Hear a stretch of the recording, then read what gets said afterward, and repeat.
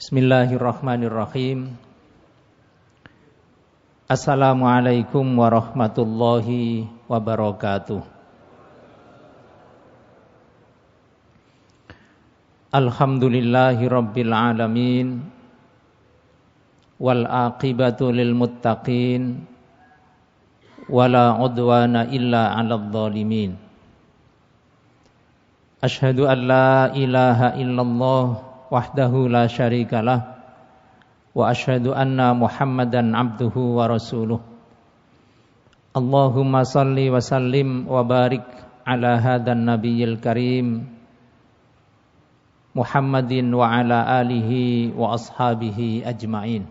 Amma ba'd.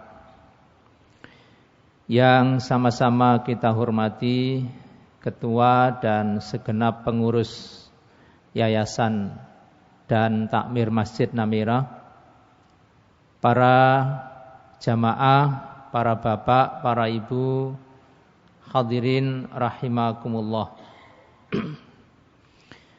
Alhamdulillah pada malam hari ini kita masih bisa berkumpul di majelis yang mulia, di tempat yang mulia, bersama dengan orang-orang yang mudah-mudahan dimuliakan oleh Allah Subhanahu wa ta'ala.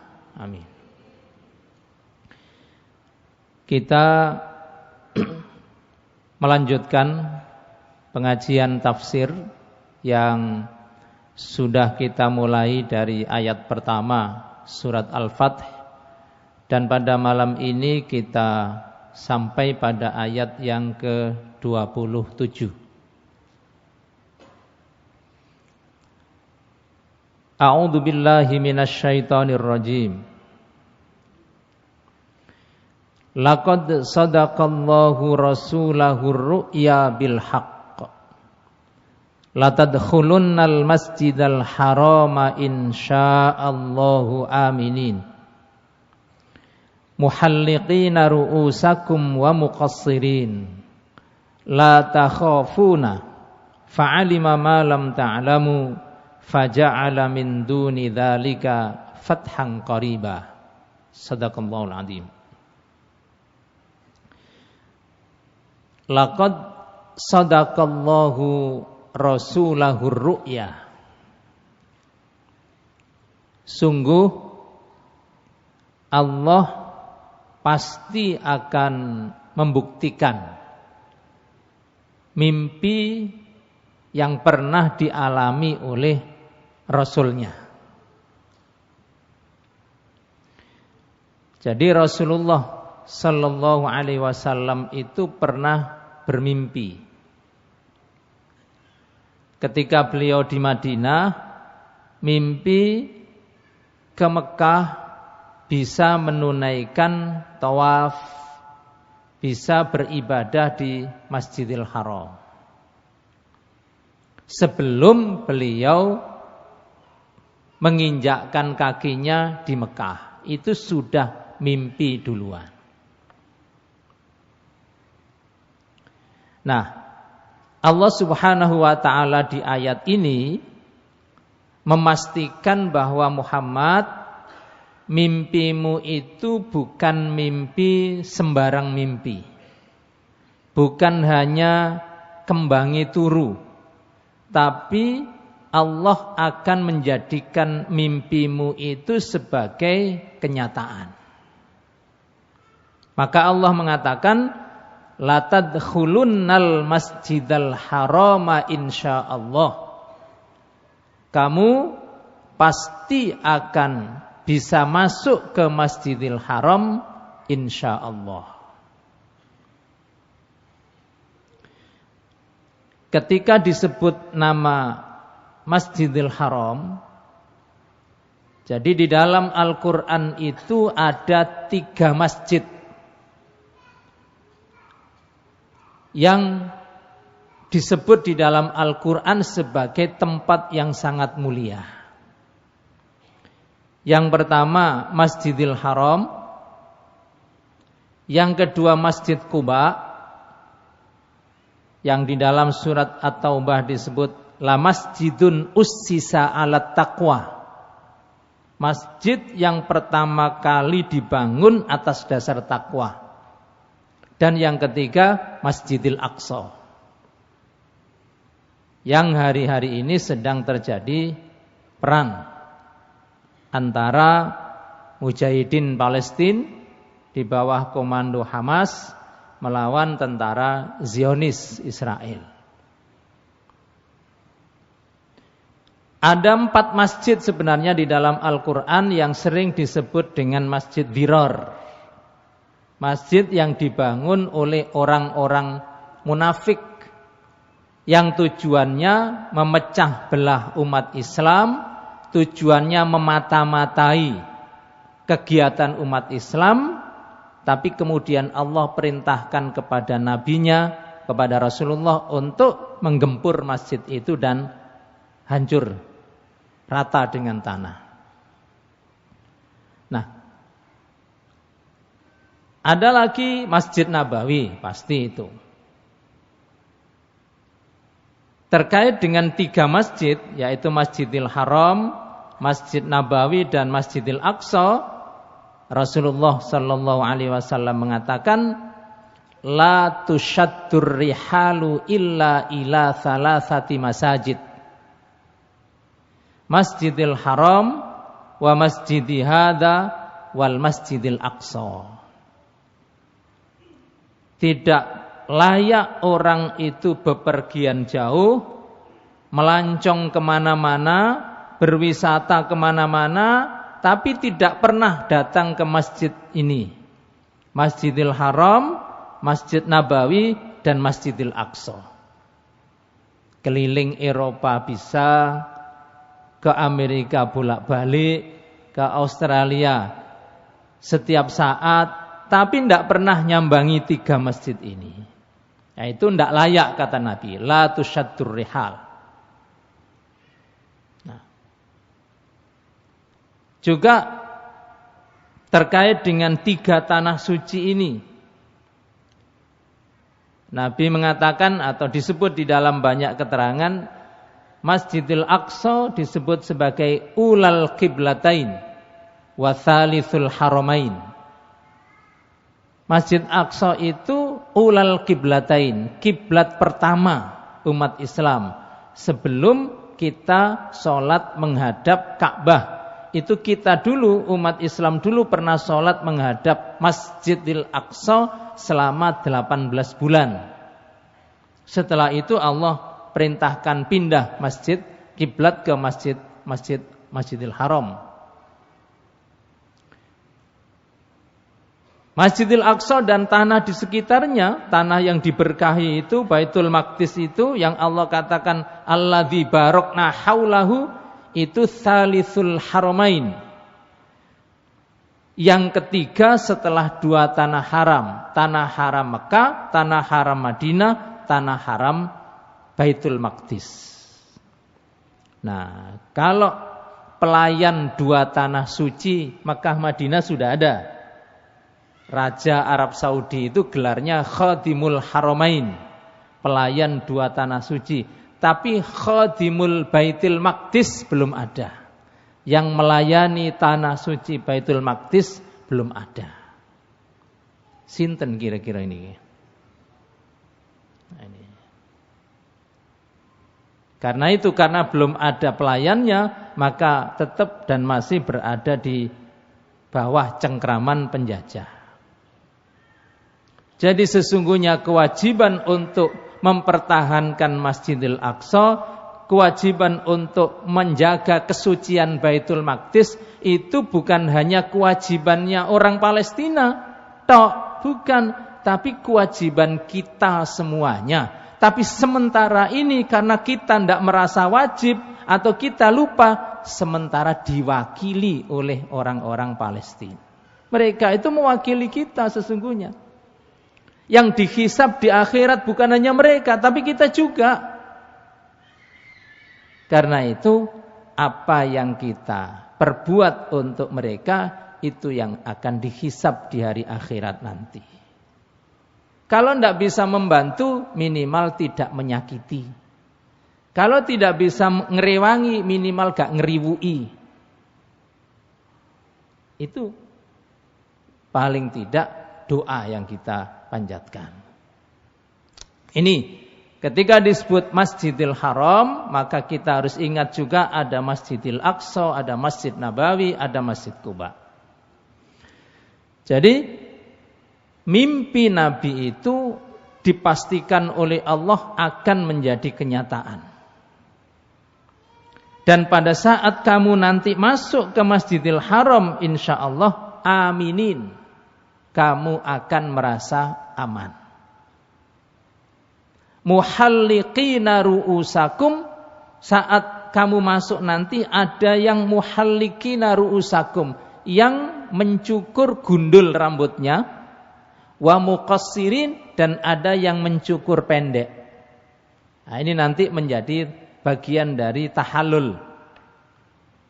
Ya. Ada yang tahallulnya itu, kalau tukang cukur di Mekah itu bilangnya botak, 15 real, ya, botak, ya, artinya pelontos. Ada yang tidak sampai botak tapi ditipisi merata, ya, sama-sama 15 realnya. Boleh dicukur pelontos, botak, boleh juga dipendekkan. La takhafuna, pada saat itu kalian ketika masuk ke Mekah tidak ada rasa takut sama sekali. Fa'alima ma lam ta'lamu, Allah tahu apa yang kamu tidak tahu. Faja'ala min duni dzalika fathan qariba, dan setelah itu Allah akan memberikan kepadamu penaklukan yang nyata. Artinya sebentar lagi Mekah akan takluk.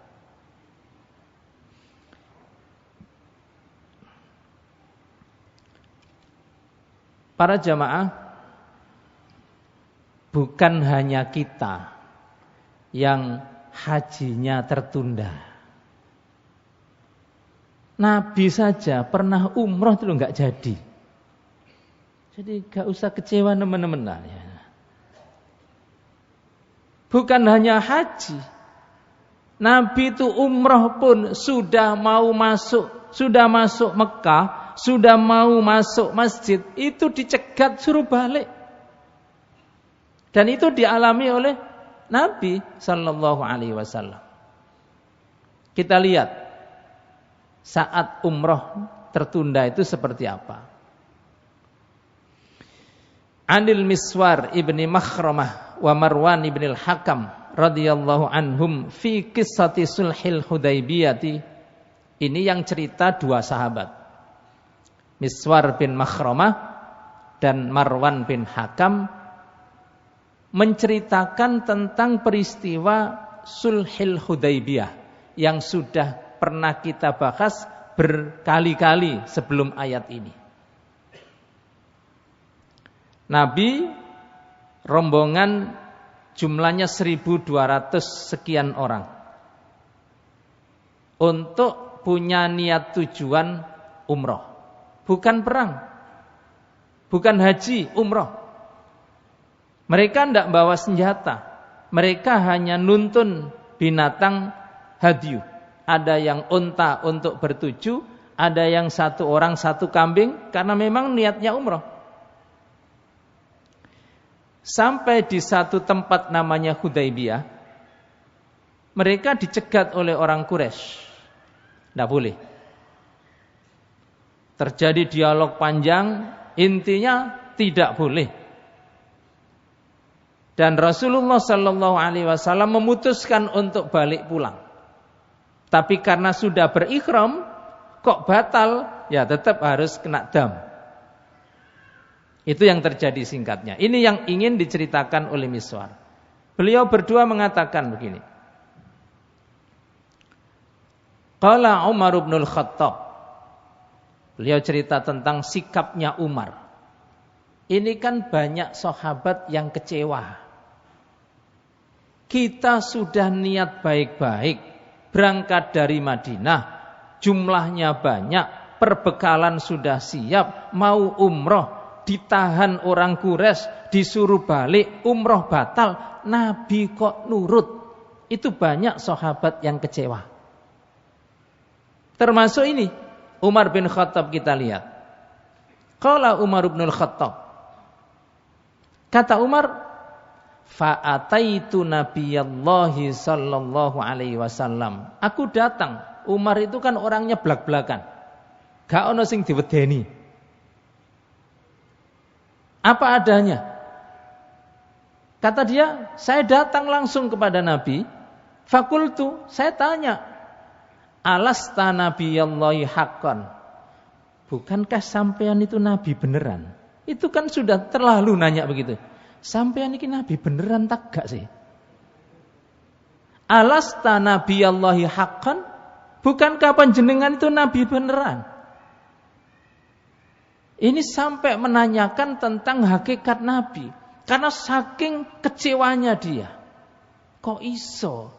Kita ini sudah berangkat umroh, sudah bawa hadyu, sudah ini, sudah itu, terus dicegat orang kafir. Loh kok nurut? Kita disuruh pulang terus kok gelem?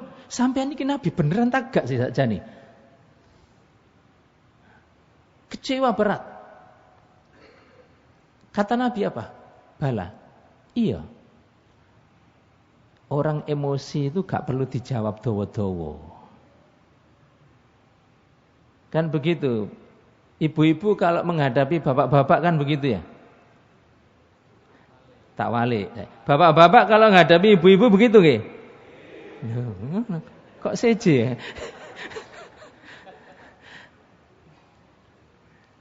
Dijawab Nabi. Umar yang dengan emosinya, dengan kalimatnya yang menurut kita ya itu kasar, dijawab bala. Iya.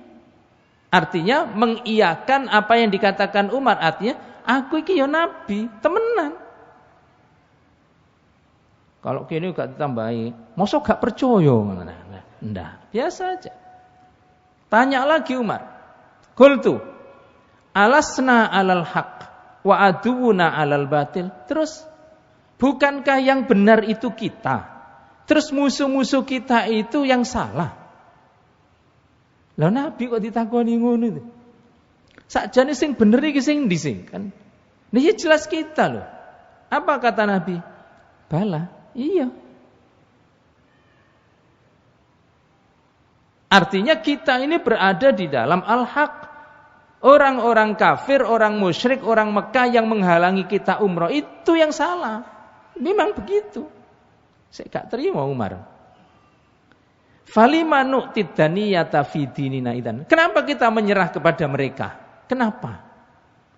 Kamu kan nabi beneran, kan ini ringkasnya. Kamu kan nabi beneran. Kita benar, mereka yang salah. Kenapa kita tunduk? Karpe Umar kan sikatai kan gitu. Nah, itu Umar.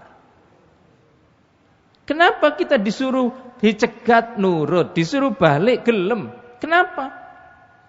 Nah, baru Nabi iki kudu dijelasno iki. Qala inni Rasulullah. Sungguh aku ini Rasulullah. Walastu aksi. Dan tidak mungkin aku maksiat kepada Allah, itu tidak mungkin. Wa huwa nasiri. Apapun yang terjadi, Allah pasti menolong. Gitu aja. Kaidah-kaidah pokok dijelaskan. Ini Rasulullah. Karena Umar tadi mulai mempertanyakan kebenaran Rasulullah. Sakjane sampean iki Rasul beneran ta ndak sih? Dijawab, ini Rasulullah. Aku Rasulullah. Saya ini utusan Allah. Walastu aksi. Aku ndak mungkin maksiat kepada Allah. Artinya apa yang diputuskan oleh Nabi itu perintahnya Allah. Cok macam-macam kan. Ini perintahnya Allah dan ndak mungkin saya membantah. Ini perintah Allah. Wa huwa nasiri, dan apapun kondisinya, kalau Allah merintahkan lanjut ya saya lanjut. Kalau Allah nyuruh balik. Allah yang menjamin menolong aku. Apalah pokon kan gitu. Nah. Dijelaskan. Sik gak terima. Awalaisa kunta tuhadditsuna anna sana'til baita fanatufu bihi. Umar nagih. Gini, bukankah dulu jenengan pernah menyampaikan kepada kami bahwa kita akan datang ke Baitullah dan tawaf di sana? Nagih mimpinya Nabi dulu. Sampean biyen kan tahu kondo. Ini kasarnya ya. Biyen kan sampean tahu kondo, sampean tahu ngipi, nek kapan dhewek iki bakale teko tawaf. Lah saiki kok mulih? Ndak terima dia. Artinya menagih janji. Qala, kata Nabi bala, iya. Maksudnya aku biyen ya tahu cerita kalau kita ini pasti akan tawaf di Masjidil Haram. Betul. Fa akhbartuka anna na'tihil am, tapi aku apa kondo sampean nek kapan kudu tahun iki. Ayo. Nah, mati kutu deh. Saya pernah cerita kepada kamu bahwa kita akan datang ke Masjidil Haram dan nanti kita tawaf. Iya benar. Tapi kan saya enggak ngomong tahun iki. Kata Umar, nah saiki sing meneng Umar. Qultu, lah iya. Jenengan enggak pernah bilang kalau harus sekarang. Nah, apakah Umar itu kurang ajar? Enggak. Apakah Umar itu kemudian meragukan kenabian Nabi, kebenaran Islam? Enggak. Tapi memang di dalam generasi sahabat itu ada karakter-karakter yang seperti Umar tuh harus ada. Karena tidak ada yang berani nanya kepada Nabi segamblang itu kalau tidak ada Umar. Tidak ada. Level di atas Umar itu kan Abu Bakar. Abu Bakar saja tidak berani begitu.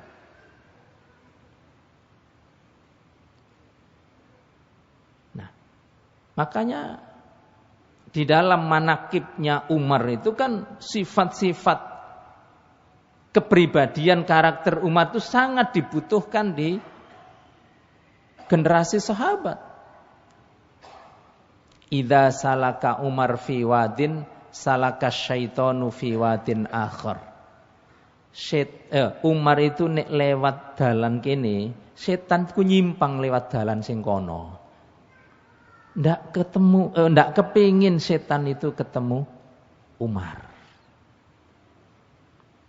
Umar itu kalau ngerukyah anaknya, pernah anaknya kesurupan, itu ndak pakai dibacakan ayat. Ndak pakai didoakan, ambil teken diguepui, tas. Dari kepalanya sampai ujung kaki, begitu darah sudah mengalir, kafah. Wis cukup, jine wis metu. Kesuwen diwacakno ayat ban digepuki ae. Tapi pun ditiru ngoten. Nah, blai kabeh engko ditiru.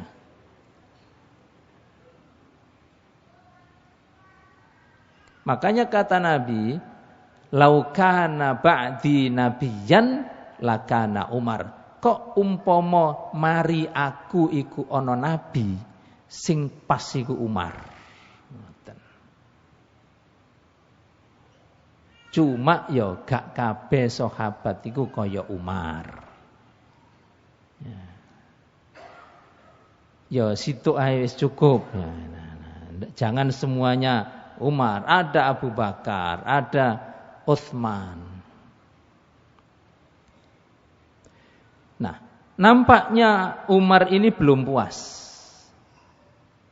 Setelah itu Nabi bilang fa innaka atihi. Umar, kamu pasti akan datang wa mutawwifun bihi, dan kamu pasti akan tawaf di Masjidil Haram. Dipastikan. Cuma Umar tidak puas. Dia kepingin konfirmasi lagi ke Abu Bakar. Qala, kata Umar, fa'ataitu Abu Bakrin. Saya mendatangi Abu Bakar. Fakultu ya Aba Bakrin. Saya tanya kepada Abu Bakar. Alaisa hadza nabiyallahi haqqan? Nah, Abu Bakar, apa bener iku nabine Allah? Gak terlalu ta iki ngene. Alaisa hadza nabiyallahi haqqan? Apa betul dia itu nabinya Allah? Bukan kok emosi kepada nabi, enggak. Dia enggak terima, dilecehkan orang Quraisy itu enggak terima dia. Loro atine iku nemen Umar ini. Karena Umar memang sejak zaman sebelum Islam kan izzahnya, haibahnya, wibawanya itu tinggi. Coba sahabat-sahabat yang lain itu hampir rata-rata ketika masuk Islam itu sembunyi-sembunyi, terutama as-sabiqunal awwalun, sembunyi-sembunyi. Bahkan yang hijrah ke Madinah itu sembunyi-sembunyi, kecuali Umar. Umar itu begitu masuk Islam, begitu mengucapkan 2 kalimat syahadat, dia naik ke Bukit Sofa, ngangkat pedangnya dan berteriak, "Hai orang Quraisy, aku Umar. Siapa yang menghalangiku masuk Islam, sini kalau berani. Siapa yang istrinya kepingin jadi janda, anaknya kepingin jadi yatim, sini." Ngono. Gitu orangnya. Terus sekarang sudah mau berangkat umroh, sudah mau nyampe Madinah, tiba-tiba disuruh balik. Kan kecewa berat. Kepada Nabi dia marah, kepada Abu Bakar marah.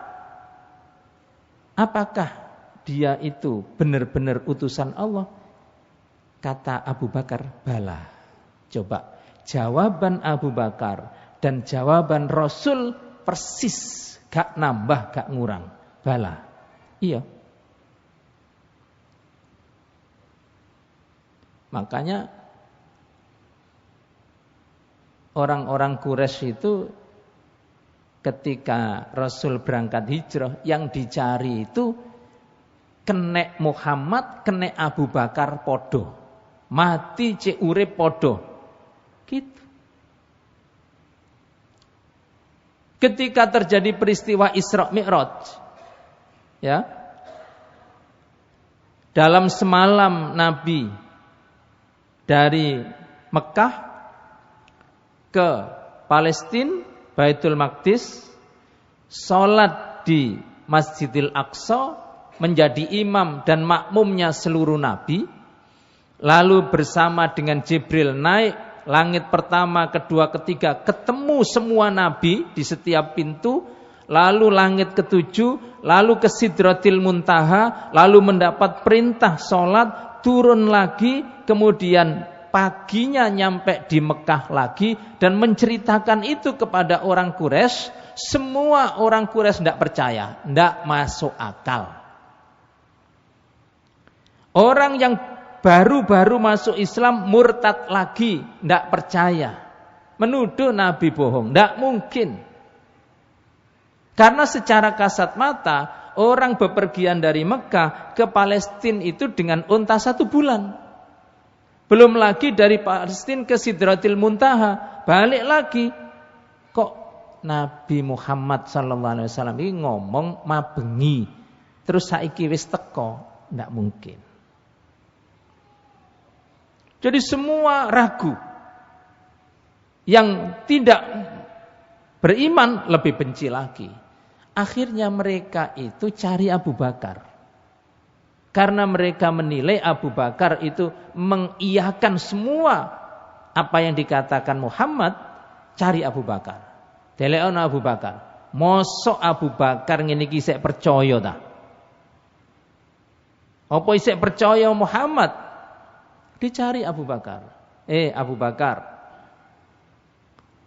koncomu, sahibuka, koncomu maksudnya Muhammad itu ngomong ini. Suwengi teko Mekah nang Palestina nang langit 7 balik lagi. Kon percaya ta? Apa kata Abu Bakar?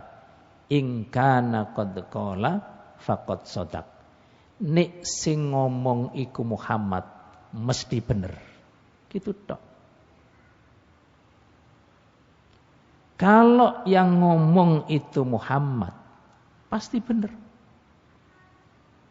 Itu Abu Bakar. Tingkat kepercayaannya kepada Nabi itu no comment. Sampai ketika Nabi wafat, rahimahullah. Ketika Nabi wafat, yang emosinya meledak-ledak siapa? Umar. Gak tega ya, kecewa ya, gelo, sakit, macam-macam. Siapa yang meredakan emosinya Umar? Abu Bakar. Ditepuk dadanya.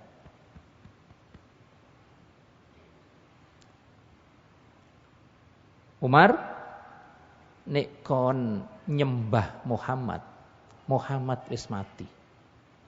Tapi nek kon nyembah Allah, Allah gak mati. Adem dodone. Wa ma Muhammadun illa rasul. Muhammad iku rasul. Qad khalat min qablihi rusul.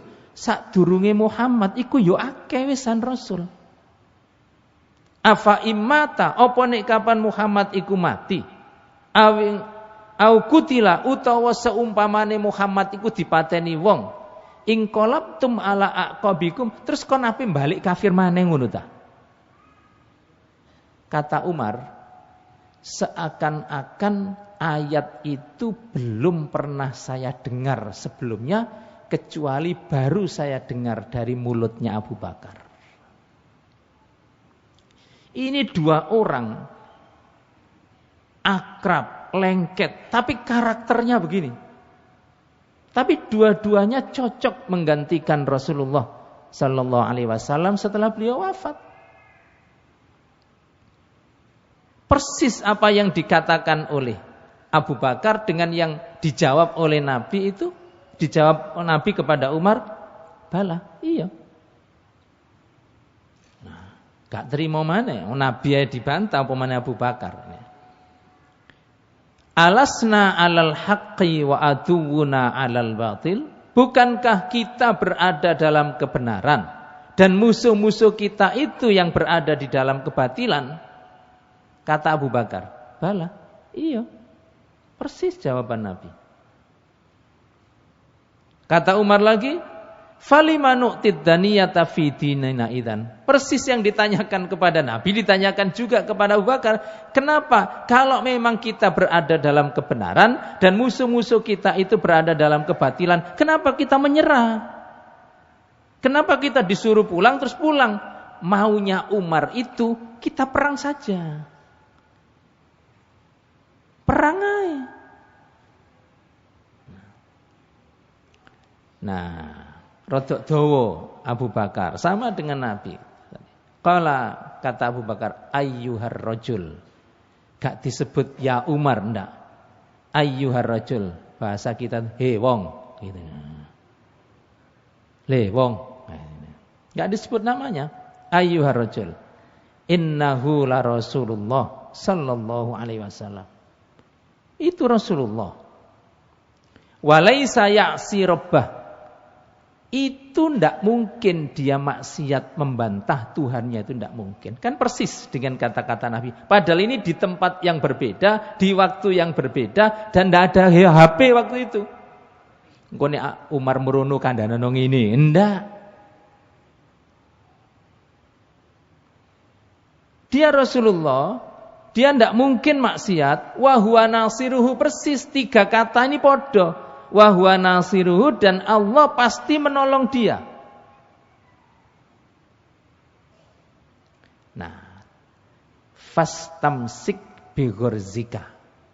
Nah, ini nasihatnya Abu Bakar kepada Umar. Kendalikan emosimu. Oh, jadi terus-terus nang ini, nurut ta gitu. Fa wallahi innahu alal haq. Demi Allah, Rasulullah itu memutuskan apa saja itu yang benar. Wis ta manut ae. Ini bedanya Abu Bakar dengan Umar.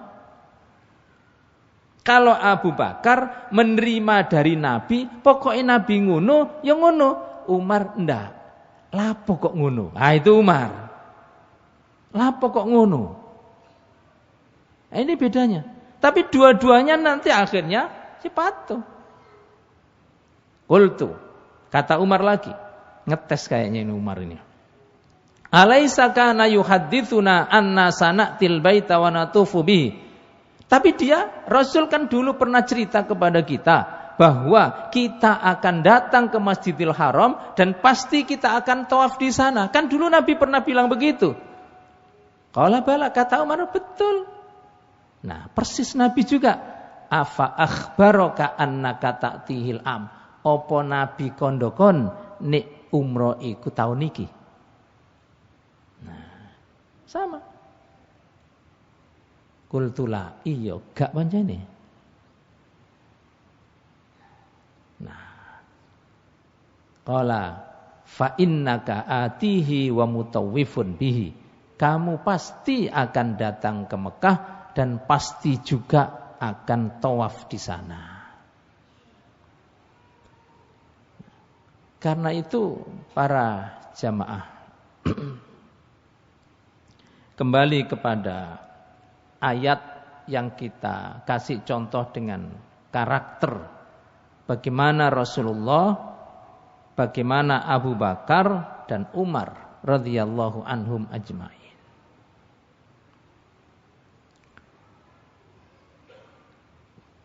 Ketika Rasulullah wafat, maka orang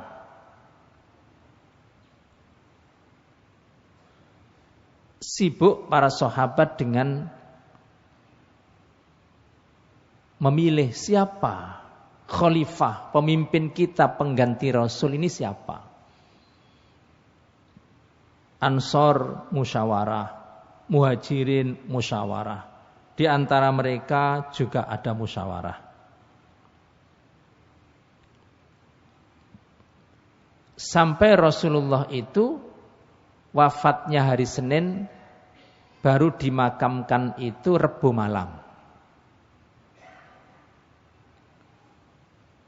Karena umat Islam belum ada pemimpinnya. Karena belum ada pemimpinnya, terus siapa yang ngimami sholatnya? Sholat yang ngimami jenazahnya Rasul siapa? Kan tidak ada yang berani. Begitu pemimpin sudah disepakati dan itu adalah Abu Bakar, baru yang nyolati itu imamnya adalah Abu Bakar As-Siddiq radhiyallahu anhu. Nah, ini banyak sekali para jamaah sekalian karakter-karakter sahabat. Silahkan ada yang saya kepingin seperti Abu Bakar, monggo silahkan. Orangnya dewasanya cukup, karena selisih 2 tahun dengan Nabi, lebih muda 2 tahun. Jiwa kebapaannya menonjol, kata-katanya lembut, menenteramkan. Kita semua kepingin seperti itu. Cuma ojo lali, Abu Bakar iku sugih. Nah, iki sih. Wah, gak sida nek ngono lah. Dia kaya. Mungkin ada yang cocok dengan, aku cocok Umar. Ya, Umar. Cocok, tegas, keras dalam membela. Pokoknya kalau memegang kebenaran harus bisa dilaksanakan, pemberani. Silahkan monggo. Tapi ya aja lali, Umar itu ya sugih. Ya, sugih. Termasuk Utsman. Utsman itu sifat kelembutannya lebih menonjol. Malunya, isinannya, sungkannya itu lebih menonjol. Tidak seperti Abu Bakar, tidak seperti Umar, tapi dia lebih cenderung lembut, kasih sayangnya lebih dominan. Monggo, silahkan. Ada ahli muda, ahli matematika, pinter beberapa bahasa, beberapa kali mimpin perang, miskin. Nah, iku yo gak gelem ditiru ngono miskin, gak enak. Nah, jadi Khulafaur Rasyidin itu 4, yang 3 kaya, yang 1 miskin, yaitu Ali bin Abi Thalib. Nah, itu banyak karakter. Ada yang seperti ya Abdullah bin Mas'ud, seperti Abu Dzar Al-Ghifari.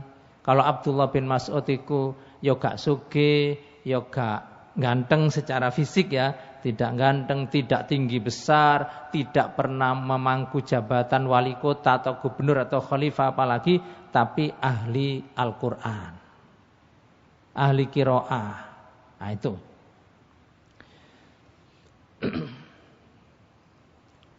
Ada di ayat tadi, ketika orang atau jamaah umroh sudah ada di dalam, sudah menunaikan umroh atau haji, sudah tawaf, sa'i dan tahallul. Di ayat tadi dikatakan muhalliqina ru'usakum wa muqassirin. Ada di antara kalian yang mencukur gundul, botak, habis. Ada yang dipendekkan. Ketika itu kemudian Rasulullah berdoa, Allahummarham al-muhalliqin. Di dalam riwayat lain, rahimallahul muhalliqin. Ya Allah, mudah-mudahan engkau merahmati al-muhalliqin, orang yang tahallulnya dicukur botak gundul. Nah, itu didoakan Nabi dapat rahmat. Ya. Ada sahabat yang kepingin juga didoakan, qalu wal muqassirina ya Rasulullah. Jadi ketika Allah mendoakan, ya Allah rahmatilah orang yang mencukur rambutnya gundul, ada orang, ya Rasul, yang memendekkan juga dapat rahmat enggak? Iki nitip doa. Apakah yang tidak gundul, yang mencukur pendek itu juga mendapat rahmat ya Rasulullah? Nabi mengulang doanya. Allahummarham al-muhalliqin. Ya Allah, semoga engkau merahmati orang yang gundul. Jadi titipan doa tadi sementara gak digubris sama Nabi. Ngotot. Nah, ini ada tipe ngotot juga, minta doa yang ngotot. Wal muqassirina ya Rasulullah, apakah juga Allah merahmati orang yang motong tipis, ndak gundul? Nah, ya untuk yang ketiga kali, Allahummarhamil muhalliqin. Ya Allah, rahmatilah orang yang motong rambutnya botak atau gundul itu. 3 kali. Diprotes lagi, wal muqassirina ya Rasulullah, apakah juga rahmat Allah itu diberikan kepada orang-orang yang tidak gundul, cuma nipiskan rambut saja? Nah, qala wal muqassirin, dan juga orang-orang yang memendekkan rambutnya. Artinya dua-duanya, baik yang tahallulnya itu tahallul gundul bersih atau tahallulnya itu tipis, semuanya mendapat rahmat dari Allah, cuma 3 banding 1. Nah. Artinya yang gundul plontos didoakan Nabi 3 kali, yang pendek didoakan 1 kali. Nah, tapi dua-duanya didoakan oleh Nabi mendapat rahmat dari Allah Subhanahu wa ta'ala. Ya, tentu kenapa ndak gundul, ada alasan-alasan tertentu. Mungkin gak oleh bojone gundul, engko mulene tambah elek ya. Kaya Upin Ipin ngene. Nah, itu alasan-alasan masing-masing. Jadi para jamaah, Bapak, Ibu dan saudara-saudara sekalian, melalui ayat ini surat Al-Fatah ayat 27 tentu banyak pelajaran yang kita ambil. Di antaranya adalah kita mendapat contoh dari sikap Nabi yang kelihatannya mengecewakan, kelihatannya bikin gelo para sahabatnya. Tetapi karena itu perintah Allah, ya itu yang beliau laksanakan. Juga sosok Umar dan Abu Bakar. Kalau sosok Abu Bakar itu wis apa jere Nabi ya wis ae dilakoni. Kalau Umar dilakoni ya dilakoni, tapi lapo kok ngono. Nah itu. Tapi dua-duanya ya ngelakoni gitu. Silahkan yang mau mencontoh Abu Bakar, monggo. Yang cocoknya nyontoh Umar ya monggo. Nah, tapi ya aja kaya Umar kabeh. Saya kira cukup itu. Mudah-mudahan bermanfaat. Kurang lebihnya mohon dimaafkan. Aku qauli hadza wa astaghfirullah. Wassalamualaikum warahmatullahi wabarakatuh.